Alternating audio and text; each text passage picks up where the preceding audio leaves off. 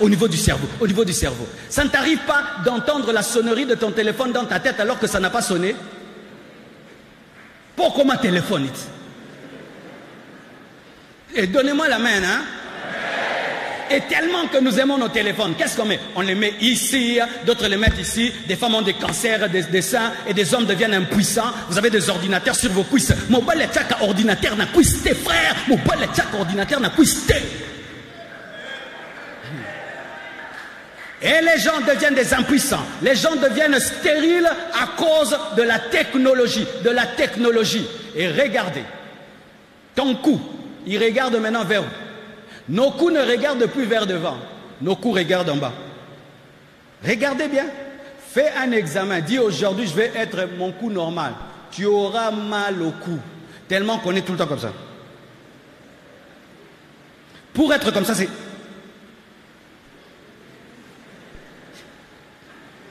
Et vous savez, lorsqu'une génération, la première génération, le cou courbé, deuxième génération, le cou courbé, troisième, quatrième, cinquième, dixième, dans les temps qui viennent, on va engendrer des enfants. Tu vois, moi, Nabota Mpeza, Kingwe Chabwe. Je vous dis la vérité. Je vous dis la vérité. Je vous dis la vérité. Je vous dis la vérité. Des maladies.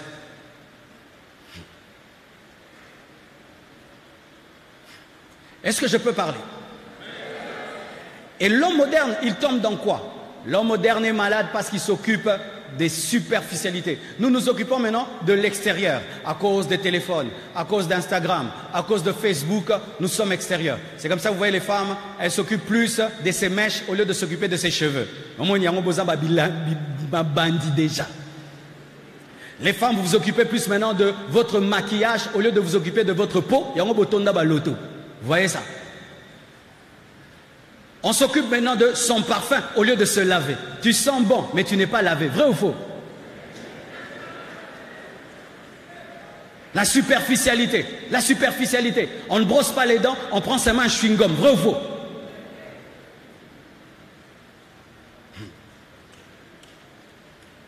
Remarquez autant de nos mamans. Est-ce qu'il y avait autant de stérilité? Autant de nos mamans. Il y avait autant de fausses couches? Autant de nos mamans. Est-ce qu'il y avait autant de fibromes? Aujourd'hui, les fibromes, c'est la nourriture que nous mangeons. Une viande qui a fait une année dans le congélateur. Et tu la mets dans ton ventre. Et il y a des fibromes partout, des fibromes partout. Nous mangeons des choses remplies de pesticides. Même les fruits que nous mangeons. Tu prends une pomme, il n'y a pas de graines dedans. Comment? Comment? On appelle ça des OGM. Organismes génétiquement modifiés. Tu as le lait, mais tu ne vois pas la vache. Tu as le fruit, il n'y a pas la graine. Tu vois un petit poussin, un mois après, il devient gros comme ça. Et tu mets dans le ventre des fibromes.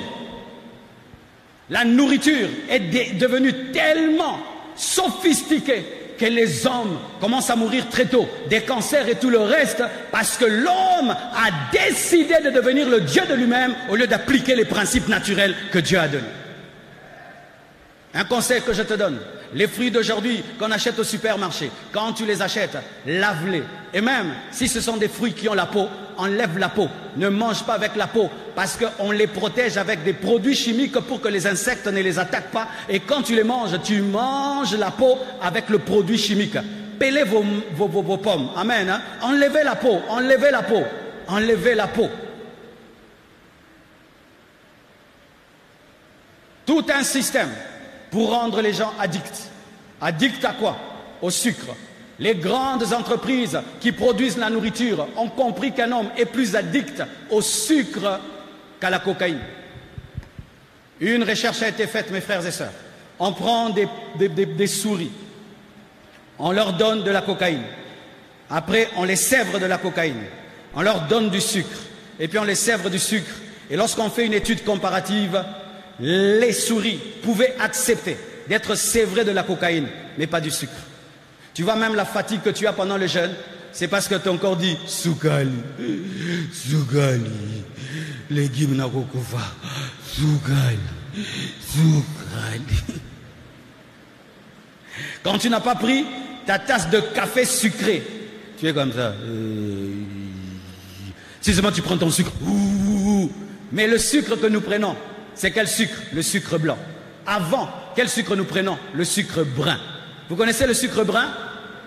le sucre brun de Kwilungongo. Maintenant, ça devient le sucre du village. Lorsqu'on est développé, c'est le sucre blanc. Alors que le sucre blanc est mauvais. Vaut mieux le sucre brun que le sucre blanc. Mais maintenant, comment tu peux m'acheter un sucre sale comme ça? C'est le sucre sale là qui est bon, pas le sucre blanc là. Combien de cuillères tu mets dans ta tasse? Combien? Tu mets 4. Tu es un empoisonné.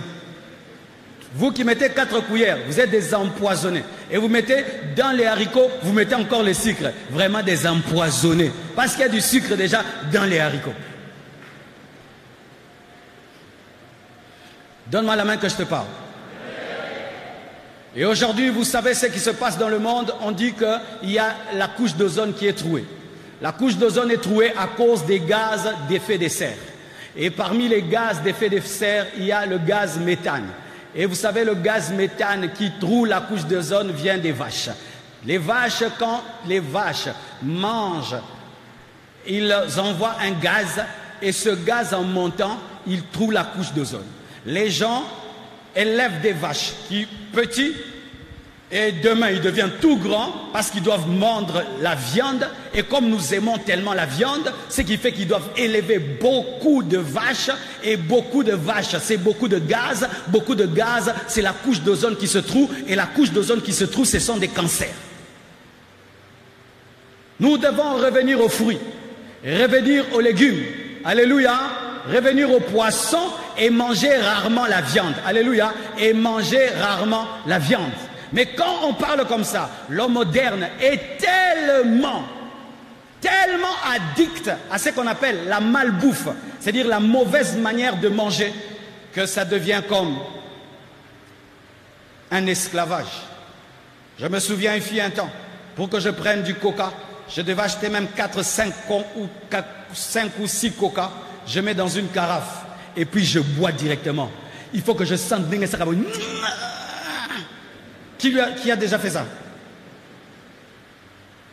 Osamo Langui. Sans ça, je ne pouvais pas. Je connais des gens, s'il n'a pas pris sa tasse de café, il ne peut pas. Même s'il a mal au cœur, il doit. Même si ça lui donne des palpitations. Et voilà maintenant mon enseignement. Lorsque nous voyons des famines, lorsque nous voyons des guerres, lorsque nous voyons des bruits de guerre, lorsque nous voyons toutes ces choses, est-ce que c'est la faute de Dieu? Est-ce que c'est la faute de Dieu? Pourquoi je suis diabétique? Tu te nourrissais comment? Pourquoi j'ai un problème de cœur? Est-ce que même tu fais du sport? L'homme moderne ne fait pas du sport. Nous sommes dans les voitures. Voiture, téléphone. Voiture, téléphone. Téléphone, voiture. Voiture, téléphone. Même pas un peu d'exercice. Si je vous prends maintenant, je dis cross, la moitié va tomber. On ne fait pas du sport, on ne fait pas des travaux manuels, on n'est qu'au téléphone. Ce ne sont que nos doigts et nos yeux qui fonctionnent. Nos doigts et nos yeux, nos doigts et nos yeux. Alors que l'homme a été fait pour bouger, pour marcher, pour courir. Oh, tu arrives en Europe, mon frère, tu serais étonné d'une chose. Même les vieillards courent. Tout le monde court. Tout le monde court. Ils ont compris que pour vivre, il faut courir. Mais nous, on ne court pas. On cause.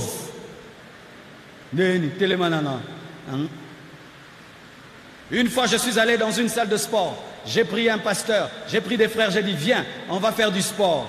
Le frère, homme de Dieu, prend seulement des haltères. Monsieur Balouki.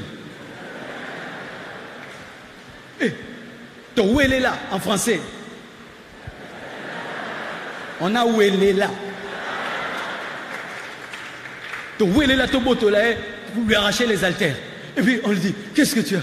Ah oui, j'ai senti l'attaque que mon père avait aussi senti.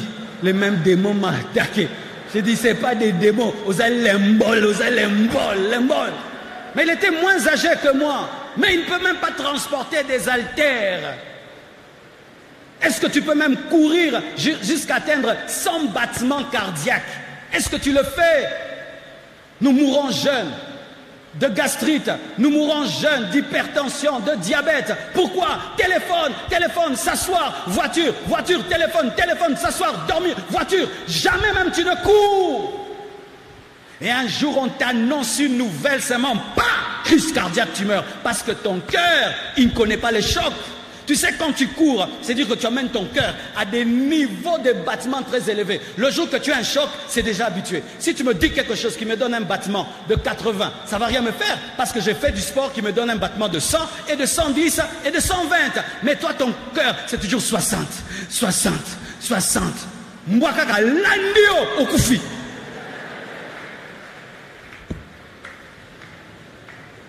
Courez, marchez, courez, marchez. Mais à cause du train de vie de l'homme moderne sera faible, l'homme moderne sera un fainéant et l'homme moderne va attraper les maladies. Mais ce n'est pas la faute de Dieu. Et pour sortir même de cette dimension eschatologique pour ta vie, il y a des choses que tu vis dans ta vie et tu es fâché contre Dieu. Oh, pourquoi Dieu m'a fait ça? Dieu m'a fait ça. Ce n'est pas Dieu. Dernièrement, quelqu'un m'appelle. Oh, je ne crois plus que Dieu existe. Pourquoi Dieu m'a fait ça? J'ai dit, raconte-moi ta vie. Mais quand elle commence à me raconter sa vie, elle a couché avec ce garçon. Elle a couché avec ce garçon. Et puis elle a couché avec ce garçon. Et puis elle a attrapé une grossesse d'un homme âgé. Est-ce que c'était la faute de Dieu? Mais elle dit que Dieu n'existe pas. C'est Dieu qui t'a poussé vers ces garçons. La vie que tu as aujourd'hui, ce n'est pas la faute de Dieu. C'est la conséquence de tes décisions. Arrêtez, lorsque vous passez par des moments de souffrance, de rejeter la faute à Dieu. Dieu est innocent. C'est toi, c'est ton cœur. Et si tu admets que c'est ton cœur, c'est alors que tu vas changer. Et voici mes frères, dans la tribulation, ce qui arrivera. Lorsque Dieu frappera les hommes à cause de leurs péchés, au lieu de se repentir, de se convertir, ils vont encore maudire Dieu pour dire que c'est sa faute. Alors que Dieu nous a créés dans un paradis. C'est notre égoïsme qui a amené les guerres, les famines et les maladies. Dieu n'a jamais tort. Dieu a toujours raison, c'est de notre faute. Que Dieu vous bénisse abondamment.